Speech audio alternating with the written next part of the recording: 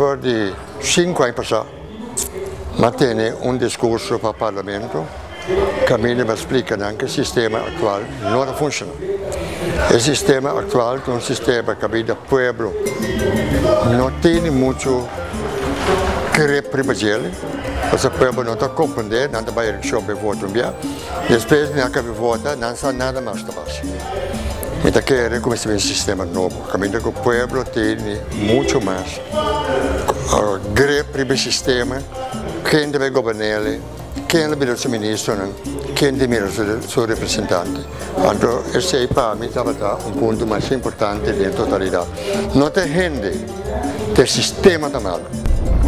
Mi que mira cambio caminda con nostur lo que reforma que para anto e bloque caminda con gente está responsable, su gabinete está responsable, el pueblo por mai back cerca de y reclamar gabinete tal sombra ta abo está responsable.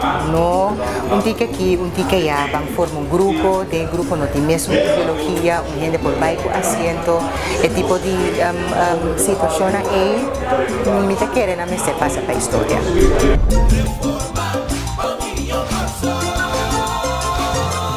Reforma ta di nostur y pa nostur.